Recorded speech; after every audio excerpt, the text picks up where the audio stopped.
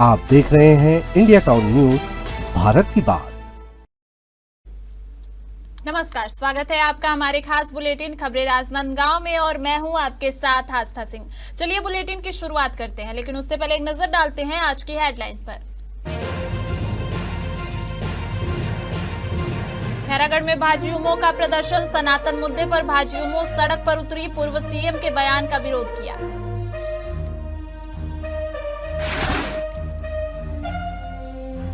भगवान बिरसा मुंडा की प्रतिमा का अनावरण, बिरसा मुंडा ने आदिवासी चेतना जगाई, संजय सिन्हा कुही कला में धरती आबा को दी गई श्रद्धांजलि।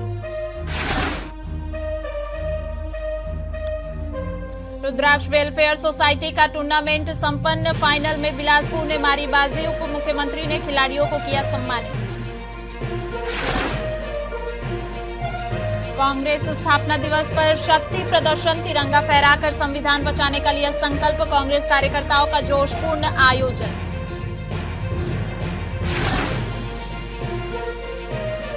राजनांदगांव में कर्मचारियों की हड़ताल, जिला कलेक्ट्रेट के सामने धरना प्रदर्शन, सरकारी दफ्तरों में कामकाज पूरी तरह ठप।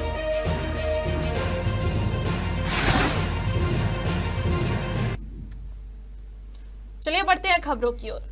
खबर राजनांदगांव से आ रही है, जहां छत्तीसगढ़ कर्मचारी अधिकारी फेडरेशन के बैनर तले कर्मचारियों ने जिला कलेक्ट्रेट के सामने धरना प्रदर्शन शुरू कर दिया है। यह धरना 3 दिन तक चलेगा और इसमें संगठन ने 11 सूत्रीय मांगे रखी हैं। आपको बता दें कि सुबह से ही छत्तीसगढ़ कर्मचारी अधिकारी फेडरेशन के सदस्यों ने जिला कलेक्ट्रेट परिसर में विरोध प्रदर्शन किया। संगठन ने अपनी 11 प्रमुख मांगों को लेकर नाराजगी जताई है। हड़ताल के कारण शासकीय कार्यालयों में कामकाज पूरी तरह प्रभावित रहा और आम नागरिकों को काफी परेशानियों का सामना करना पड़ा।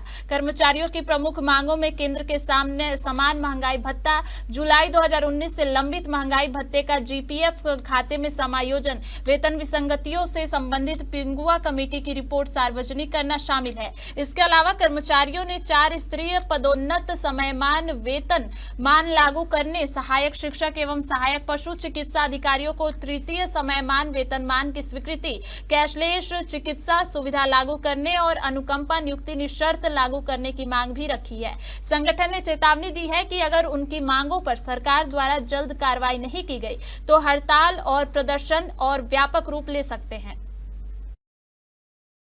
छत्तीसगढ़ कर्मचारी अधिकारी फेडरेशन के बैनर तले में पूरा छत्तीसगढ़ प्रदेश के 33 जिलों में ये आंदोलन आज से शुरू हो चुका है और 3 दिन तक के ये आंदोलन संचालित रहेगा। इस आंदोलन के बारे में अगर आपको बता दें तो आंदोलन 11 सूत्री मांगों को लेकर के होने वाले हैं और इन 11 सूत्री मांगों को लेकर के प्रदेश की भाजपा सरकार के खिलाफ में जा करके अपनी मांगों को रखते हुए आज से ये अधिकारी फेडरेशन के बैनर तले में 3 दिवसीय हड़ताल शुरू कर चुके हैं, जिससे कि आने वाले भविष्य में आपको बता दें कि शिक्षा, स्वास्थ्य और जितने भी तमाम विभागीय लोग होते हैं वो सारे के सारे कार्य जो है प्रभावित रहेंगे। जिला के कलेक्ट्रेट परिसर में भी कई सारे ऐसे विभाग हैं जिनके अधिकारी और कर्मचारी के लोग यहाँ पर मौजूद हैं और वो लोग भी सरकार से अपनी मांगों की गुहार लगा रहे हैं और 3 दिन के लिए धरने पर बैठ चुके हैं। काफी गंभीर विषय है और ये मामला केवल राजनांदगांव ही नहीं बल्कि छत्तीसगढ़ प्रदेश के हर एक जिलों में ये प्रदर्शन शुरू हो चुका है। अब जानने की कोशिश करेंगे उन अधिकारी फेडरेशन के उन तमाम प्रदर्शनकारी लोगों से के पास जाएंगे और उनसे जवाब जानने की कोशिश करेंगे कि आखिरकार ये मामला किस ओर जाता है, क्या उनकी 11 सूत्री मांगे हैं और मांग नहीं पूरी होने पर वो क्या कुछ आंदोलन के लिए कहते हैं। कैमरा पर्सन अवधेश यादव के साथ India town news, Saurabh Tamrakar, Rajnandgaon जिला 11 सूत्री मांगों को लेकर धरने पे कलेक्ट्रेट के नीचे बैठे हैं। हमारे प्रांतीय संयोजक माननीय कमल वर्मा जी, प्रांतीय सचिव राजेश चंद्र जी और समस्त 117 संगठन के आह्वान पर आज हमारे राजनांदगांव जिले में 11 सूत्री मांग को लेकर हमने 3 दिवसीय धरना पे बैठे हैं और लगभग हमारा कलेक्ट्रेट और लगभग स्कूल सारे बंद हैं और आप देख रहे हैं अभी शुरुआत है ठंड के कारण, अभी भी 200-300 लोग आ चुके हैं और आगे तो जो कुर्सियां आधे घंटे में पूरी भर जाएंगी।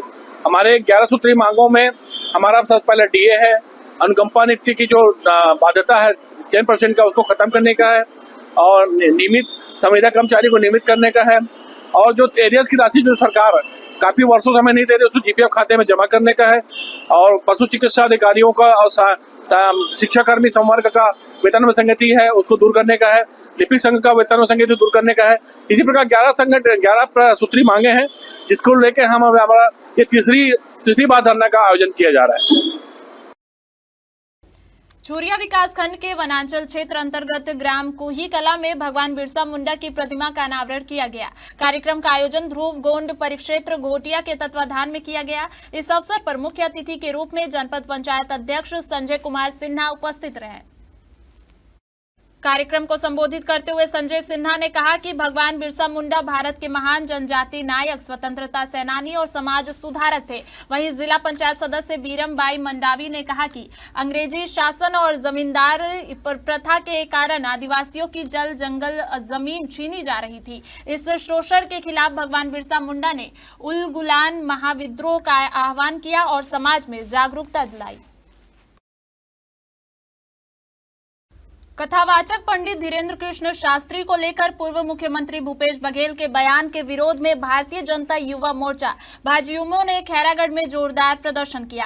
प्रदेश व्यापी कार्यक्रम के तहत भाजयुमो कार्यकर्ताओं ने जिला मुख्यालय स्थित राजीव चौक में कांग्रेस के खिलाफ नारेबाजी करते हुए भूपेश बघेल का पुतला दहन किया। इस दौरान भाजयुमो पदाधिकारियों ने आरोप लगाया कि कांग्रेस नेताओं द्वारा लगातार सनातन धर्म, साधु संतों और धार्मिक परंपराओं पर आपत्तिजनक टिप्पणियां की जा रही हैं, जिससे समाज की धार्मिक भावनाएं आहत हो रही हैं। उन्होंने कहा कि कथावाचकों और धार्मिक आयोजनों के माध्यम से सनातन संस्कृति को जन जन तक पहुंचाया जा रहा है, जिसे कांग्रेस स्वीकार नहीं कर पा रही है। पुतला दहन के दौरान कानून व्यवस्था बनाए रखने के लिए मौके पर भारी पुलिस बल भी तैनात रहा। सुरक्षा व्यवस्था के चलते कार्यकर्ताओं और पुलिस के बीच कुछ देर हल्की झूमा झटकी भी हुई। हालांकि प्रशासन की सतर्कता से स्थिति जल्द ही सामान्य हो गई। प्रदेश भारतीय जनता युवा मोर्चा के आह्वान पर खैरागढ़ राजीव चौक में पुतला दहन का कार्यक्रम हमारे युवा साथियों के द्वारा रखा गया था, जिसमें मुख्य रूप से हमारे पार्षद गण एवं शहर के और भी गणमान्य नागरिक इस कार्यक्रम में उपस्थित थे। तो बागेश्वर धाम सरकार के खिलाफ में भूपेश बघेल ने अनर्गल बयानबाजी की थी, उसी के आक्रोश में आज का यह पुतला दहन का कार्यक्रम रखा गया था। प्रदेश भारतीय जनता पार्टी के नेतृत्व में आह्वान पर आज खैरागढ़ युवा मोर्चा द्वारा पूर्व मुख्यमंत्री भूपेश बघेल द्वारा जो बागेश्वर धाम के पीठ धीरेन्द्र शास्त्री के खिलाफ में जो अनर्गल बयान दिया, उसके विरोध में आज जिला भाजपा खैरागढ़ युवा मोर्चा द्वारा उनका पुतला दहन भूपेश बघेल किया। पूर्व में भी भूपेश बघेल के पिताजी नंद कुमार बघेल द्वारा हिंदू धर्म का अपमान किए थे। वो भूपेश बघेल हिंदू धर्म की बात क्या करेंगे, वो खुद हिंदू विरोधी है भूपेश बघेल जी। इसके विरोध में आज हम यहाँ पर राजीव चौक में पुतला दहन किए भूपेश बघेल जी का। भारतीय राष्ट्रीय कांग्रेस के 141वें स्थापना दिवस के अवसर पर खैरागढ़ जिला मुख्यालय स्थित क्षत्रिय भवन में कांग्रेस पदाधिकारियों और कार्यकर्ताओं ने गरिमामय और जोशपूर्ण कार्यक्रम आयोजित किया। कार्यक्रम की शुरुआत तिरंगा फहराने, राष्ट्रगान और वंदे मातरम के सामूहिक गायन के साथ हुई। इसके बाद स्वतंत्रता संग्राम के महापुरुषों के छायाचित्रों पर माल्यार्पण कर उन्हें श्रद्धांजलि अर्पित की गई। जिला कांग्रेस कमेटी अध्यक्ष कोमल साहू ने कहा कि कांग्रेस सिर्फ एक राजनीतिक दल नहीं बल्कि देश की आजादी, संविधान और लोकतंत्र की मजबूत आधारशिला है। उन्होंने 141वें वर्षों के इतिहास को त्याग, बलिदान और जनसेवा का प्रतीक बताया और कार्यकर्ताओं से संगठन को बूथ स्तर तक मजबूत करने का आह्वान किया। हालांकि इस मौके पर विधायक यशोदा नीलांबर वर्मा की अनुपस्थिति चर्चा का विषय बनी रही। बावजूद इसके कांग्रेस कार्यकर्ताओं ने एकजुटता दिखाते हुए लोकतंत्र और संविधान की रक्षा के लिए संघर्ष जारी रखने का संकल्प दोहराया। देखिए, ऐसा है कि कांग्रेस के स्थापना दिवस था। सभी वरिष्ठगण, सभी कार्यकर्तागण बड़ी संख्या में उपस्थित थे और ये हम सब के लिए बड़ा गर्व का विषय है कि आज कांग्रेस का स्थापना दिवस, मुझे लगता है कि पूरे छत्तीसगढ़ में जिला कांग्रेस कमेटी खैरागढ़ ने बहुत उत्साहजनक तरीके से ऐतिहासिक रूप से मनाया है। इसके लिए मैं पूरे संगठन को बधाई देता हूँ। आज हम सब कांग्रेसियों के लिए, पूरे देशवासियों के लिए भी एक गौरवशाली दिन है। कांग्रेस पार्टी की 141वां स्थापना दिवस हम सभी गर्व के साथ मना रहे हैं। प्रदेश कांग्रेस, अखिल भारतीय कांग्रेस के निर्देशानुसार इस कार्यक्रम को हर संगठन स्तर में करने का निर्देश प्राप्त हुआ था। ब्लॉक में भी करना है, जिला में भी करना है, और आज ही राजीव भवन में प्रदेश स्तरीय कार्यक्रम भी आयोजित है। सनातन धर्म के एक प्रचारक के कथित अपमान के विरोध में आज भारतीय जनता युवा मोर्चा भाजयुमो के कार्यकर्ताओं ने जोरदार प्रदर्शन किया। प्रदर्शन में आक्रोशित कार्यकर्ताओं ने पूर्व मुख्यमंत्री भूपेश बघेल और कांग्रेस नेता टीएस सिंहदेव का पुतला दहन कर विरोध व्यक्त किया। भाजयुमो कार्यकर्ताओं का आरोप है कि कांग्रेस नेताओं द्वारा सनातन धर्म और इसके प्रचारक के खिलाफ लगातार आपत्तिजनक बयान दिए जा रहे हैं, जिससे समाज की धार्मिक भावनाएं आहत हो रही हैं। प्रदर्शन के दौरान कार्यकर्ताओं ने नारेबाजी करते हुए कहा कि सनातन धर्म भारत की आत्मा है और इसका अपमान किसी भी स्थिति में बर्दाश्त नहीं किया जाएगा। युवा मोर्चा के नेताओं ने चेतावनी दी है कि अगर इस प्रकार के बयान और कृत्य बंद नहीं किए गए तो आंदोलन और तेज किया जाएगा। इस दौरान कार्यकर्ताओं ने कांग्रेस नेतृत्व से सार्वजनिक रूप से माफी की मांग की है। प्रदर्शन के दौरान मौके पर पुलिस बल तैनात रहा, जिससे किसी प्रकार की अप्रिय घटना नहीं हुई। भारतीय जनता युवा मोर्चा के द्वारा आज राजनांदगांव के दिग्विजय महाविद्यालय के सामने में छत्तीसगढ़ के पूर्व मुख्यमंत्री भूपेश बघेल और उप मुख्यमंत्री टीएस सिंहदेव का पुतला दहन किया गया है। आखिरकार मामला क्या है, इस पूरी जानकारी के लिए हमारे साथ में युवा मोर्चा के पदाधिकारी और कार्यकर्ता मौजूद है। क्या ऐसा व्याख्यात था जिसको लेकर के आज दोनों, एक पूर्व मुख्यमंत्री और उप मुख्यमंत्री का पुतला फूंकने का काम किया है? आप लोगों ने सोशल मीडिया के माध्यम से अभी देखा होगा कि जिस तरीके से भूपेश बघेल ने हमारे जो साधु संत हैं उनके बारे में जिस तरीके से अपमानजनक बातें उन्होंने कही है, उसके विरोध में हम सभी युवा मोर्चे के साथियों ने आज यहाँ दिग्विजय कॉलेज के सामने भूपेश बघेल और टीएस सिंहदेव का पुतला दहन किया है। निसंदेह आपको पता है कि जो रावण और महिषासुर को महान योद्धा और हमारे आराध्य भगवान श्री राम को दुष्ट कहने वाले ऐसे नंद कुमार बघेल के पुत्र भूपेश बघेल जिन्होंने जिस तरीके से अपमानजनक बातें कही है, उनसे और कुछ उम्मीद नहीं कर सकते। छत्तीसगढ़ का उन्होंने नेतृत्व किया है। यहाँ की जो जनता, जो 3.5 करोड़ जो जनता है, उनका प्रतिनिधित्व किया है और उनकी जो आस्था जिन साधु संतों के ऊपर में है, उनका जो अपमान उन्होंने किया है उसको हम नहीं सहने वाले। भूपेश बघेल को सार्वजनिक रूप से और दंडवत उनको प्रणाम करके उनको हमारे साधु संत जो धीरेन्द्र शास्त्री जी हैं, पंडित प्रदीप मिश्रा जी हैं, उनसे माफ़ी मांगनी चाहिए। पंडित धीरेन्द्र शास्त्री जी का अभी छत्तीसगढ़ के भिलाई में भी उनका प्रवचन चल रहा है, उनका कथा चल रहा है, तो क्या लगता है हिंदू देवी देवताओं और साधु संतों की जो आस्था है किस प्रकार से जुड़ी हुई है, और क्या इस मुद्दे को लेकर के भाजपा युवा मोर्चा जो है वो अब FIR तक के पहुंचेगी? जी देखिए, भिलाई में निसंदेह आपने कहा कि बागेश्वर धाम के पीठाधीश्वर धीरेन्द्र शास्त्री जी का कथा चल रहा है। लाखों करोड़ों की संख्या में वहाँ पे लोग पहुँच रहे हैं। बागेश्वर धाम के प्रति, प्रभु श्री राम के प्रति आस्था करके वहाँ लाखों करोड़ों की संख्या में लोग जा रहे हैं। और छत्तीसगढ़ का जो नेतृत्व कर चुके हैं भूपेश बघेल जी, वो साधु संतों का अपमान करके, अभद्र टिप्पणी करके वो ये सोचते हैं कि उनको यहाँ की जनता माफ़ कर देगी। कतई जनता माफ़ नहीं करेगी। और मैं आपके माध्यम से बताना भी चाहूँगा, यह एक बार की घटना नहीं है जब उन्होंने प्रभु श्री राम के बारे में या साधु संतों के बारे में अभद्र टिप्पणी की। इसके पूर्व में भी उनके द्वारा अभद्र टिप्पणी की जा चुकी है। और खासकर धीरेन्द्र शास्त्री जी के बारे में जो हिंदू राष्ट्र की संकल्पना को लेकर चल रहे हैं, हिंदू राष्ट्र बनाने का जो मुहिम उन्होंने चलाया है, ऐसे व्यक्तित्व के बारे में अभद्र टिप्पणी करना, मुझे लगता है कि उनको छत्तीसगढ़ ही नहीं, भारत देश की जनता और राम भक्त कभी माफ करने वाले नहीं है। अब देखने तो ये होगा कि साधु संतों का जिस प्रकार से अपमान इनके द्वारा भाजपा युवा मोर्चा के द्वारा लगाया जा रहा है, जिसके विरोध में आज दिग्विजय महाविद्यालय के सामने में पुतला भी फूंका गया है। अब इस मामले को लेकर के क्या भारतीय जनता युवा मोर्चा जो है वो प्रशासनिक स्तर पर FIR करवाएगी और इस पर किस रूप में देखा जा सकता है कि कार्यवाही किस तरीके से होगी? कैमरा पर्सन अवधेश यादव के साथ India town news, Saurabh Tamrakar, Rajnandgaon. वक्त हो चुका है एक छोटे से ब्रेक का। बने रहिए इंडिया टाउन न्यूज के साथ। कभी कभी चेहरे का छुपा दर्द दुनिया नहीं देख पाती है। दाग, मुहासे, झाइयां सब आपके आत्मविश्वास को कम कर देता है, पर अब नहीं, क्योंकि Rukhsana glow and fair face pack जो दे आपकी स्किन को वो प्यार जो सिर्फ प्रकृति दे सकती है। हर लेयर को साफ करे, हर दाग को करे हल्का और आपकी मुस्कान फिर से लौटाए। Because you deserve to glow naturally.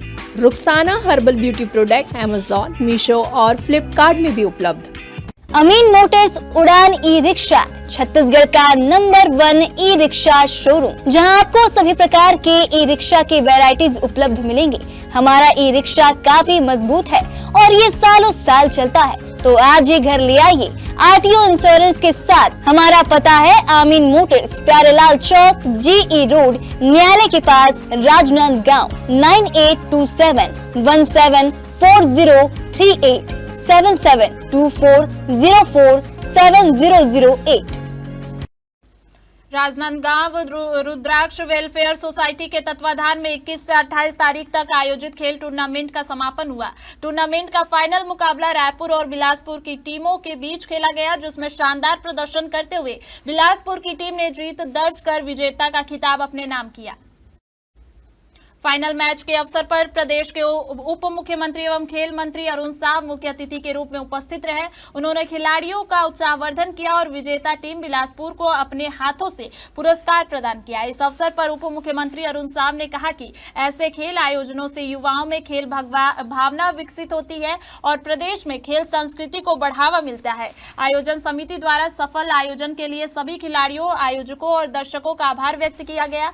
आयोजकों ने बताया कि इस लीग के माध्यम से उभरते हुए खिलाड़ियों को अपनी प्रतिभा दिखाने का अवसर मिला, जिससे भविष्य में राज्य और देश के लिए अच्छे खिलाड़ी तैयार हो सकेंगे।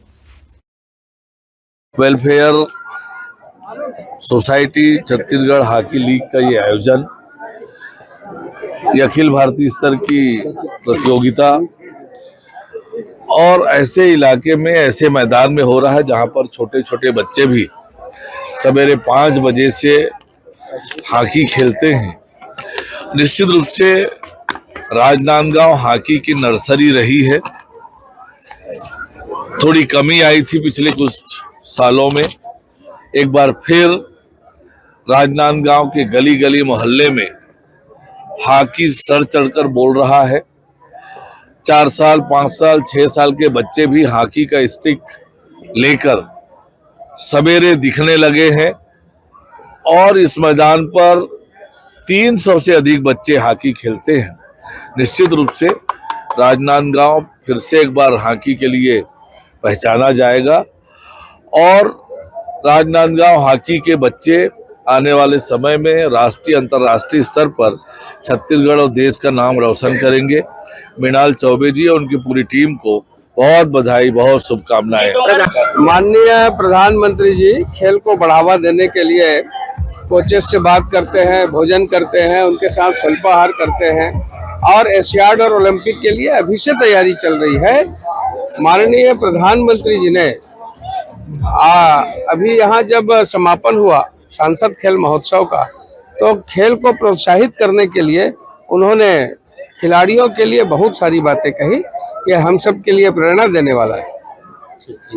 5वीं Rudraksha welfare society Chhattisgarh hockey league अखिल भारतीय हॉकी प्रतियोगिता का 21 से 28 तारीख तक के आयोजन दिसंबर माह के 2025 में किया गया। आज समापन समारोह में माननीय उप मुख्यमंत्री एवं खेल मंत्री अरुण साव जी उपस्थित हुए। साथ में आदरणीय अतिथियों में संतोष पांडे जी और अभिषेक सिंह जी तथा सभी सम्मानित अतिथियों ने पूरा यहाँ पर सम्मिलित होकर के खिलाड़ियों को अपना आशीर्वाद दिया। प्रतियोगिता में हमारे गर्व की बात है कि जो दोनों फाइनलिस्ट टीमें हैं वो छत्तीसगढ़ की थी और अखिल भारतीय स्तर का प्रतियोगिता था, जिसमें टीमों को परास्त करके, बाहर की टीमों को परास्त करके उन्होंने यह खिताब जीता। राजनांदगांव शहर के पेंड्री स्थित पंडित किशोरी लाल शुक्ल उद्यानिकी महाविद्यालय एवं अनुसंधान केंद्र में एनएसयूआई कार्यकर्ताओं ने विद्यार्थियों के साथ मिलकर जोरदार प्रदर्शन किया। इस दौरान छात्रों ने कॉलेज प्रशासन पर गंभीर आरोप लगाते हुए अपनी समस्याओं को लेकर ज्ञापन सौंपा।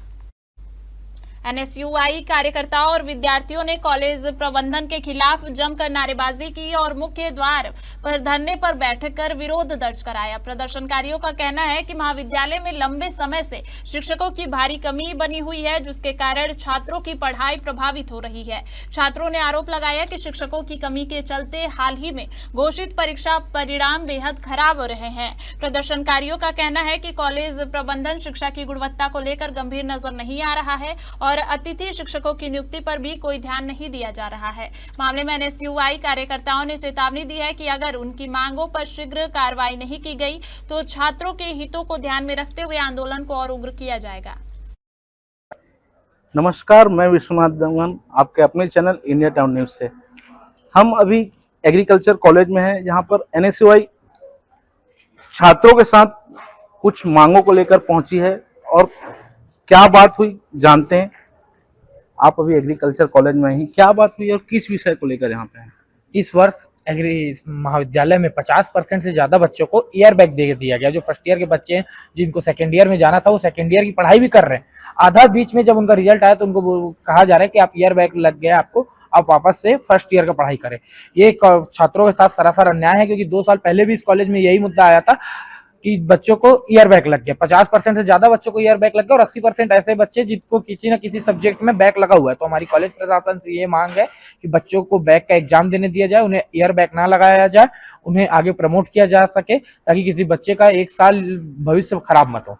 एक छात्र भी हमारे साथ मौजूद हैं, उनसे भी जानते हैं कि किस विषय में बैग लगा है। आपका नाम?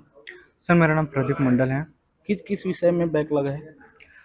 सर, हमारा जो बैग लगा है प्लांट बायोटेक्नोलॉजी हो गया,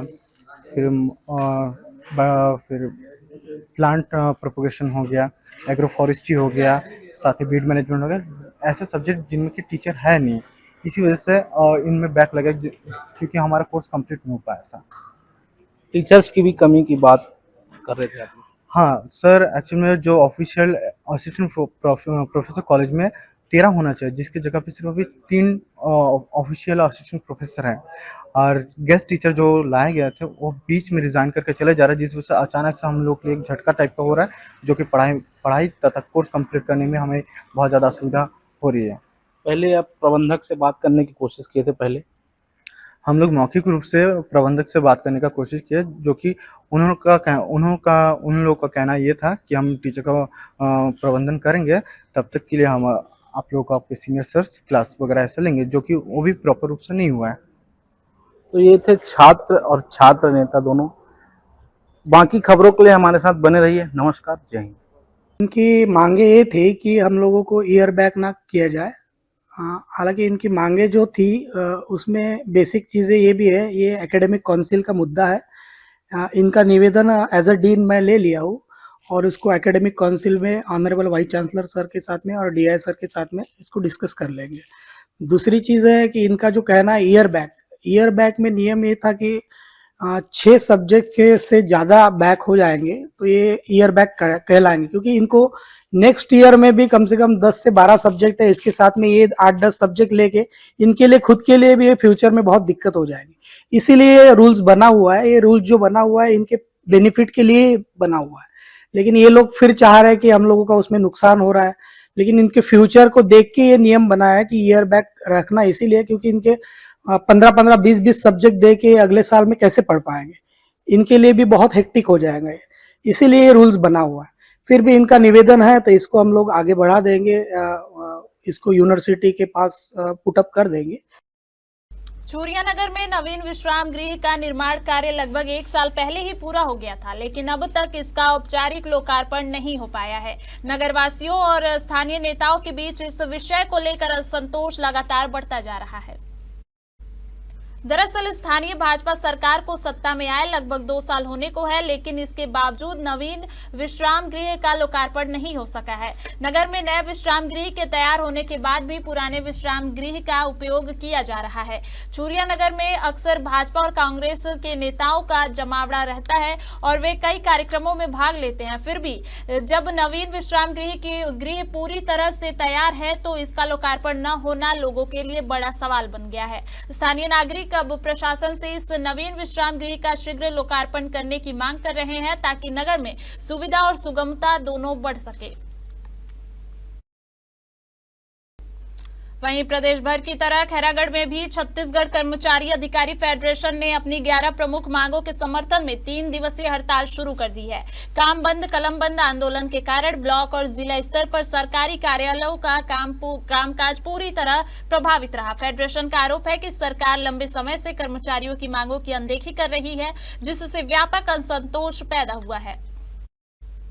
जिले में जिला संयोजक प्रखर शरण सिंह के नेतृत्व में अधिकारी कर्मचारी अंबेडकर चौक पर एकत्रित हुए और अब नई सहीबो, अपन हक लेके रहिबो और मोदी की गारंटी पूरा करो जैसे नारे लगाए। कर्मचारी संघ ने कहा कि वर्तमान सरकार को बने 2 साल से अधिक समय हो गया है, लेकिन चुनाव के समय किए गए वादे अब तक पूरे नहीं हुए हैं। आपको बता दें कि हड़ताल का असर शिक्षा व्यवस्था पर भी दिखा। शीतकालीन अवकाश के बाद स्कूल पहुंचे बच्चों को शिक्षकों एवं कर्मचारियों की हड़ताल के कारण स्कूल बंद मिलने के बाद घर लौटना पड़ा।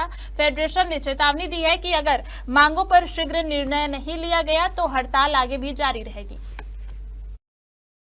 जी, हम लोग की 11 सूत्री मांगे हैं। इससे पहले भी 22 अगस्त सन 2025 को हमारे जिला संयोजक श्री प्रखर सिंह के नेतृत्व में हम लोगों ने अपना धरना प्रदर्शन किया था, किंतु सरकार के द्वारा हम लोगों को कोई भी ठोस निर्णय नहीं बताया गया है, जिससे कि हम लोग पूरी तरह से आश्वस्त नहीं हैं अपने प्रति तथा अपने पूरे कर्मचारी भाई बहनों के प्रति। अतः हमारा यह 3 दिवसीय धरना प्रदर्शन नियमित रूप से संपन्न होगा और यदि हमारी मांगे नियमतः पूरी नहीं होती है तो हम अपने रौद्र रूप में आने के लिए तैयार हैं। और आज सब आपको बताना चाहता हूं कि हम लोग पूरे छत्तीसगढ़ में छत्तीसगढ़ कर्मचारी अधिकारी फेडरेशन के बैनर तले हम लोग जो है ये 3 चरण का हमारा आंदोलन है, जिसमें जो है 29 से लेकर के 31 दिसंबर तक के आंदोलन के लिए हम लोग जो है यहाँ पर एकत्र हुए हैं, जिसमें हमारी 11 सूत्री मांग है। महंगाई भत्ता से लेकर के जो है महंगाई भत्ता का जो 2019 से जो हमारा एरियस रुका है वो है, हमारी वेतन विसंगति है, हमारे लोग जो है दैनिक वेतन भोगी और संविदा कर्मचारी हैं जिनको नियमितीकरण करने का है। ऐसे हमारे ज्वलंत मुद्दे को लेकर के हम लोग जो है एकत्र हुए हैं। हमारे राजनांदगांव के बुलेटिन में फिलहाल इतना ही। देखते रहिए इंडिया टाउन न्यूज, भारत की बात। नमस्कार। आप देख रहे हैं इंडिया टाउन न्यूज, भारत की बात।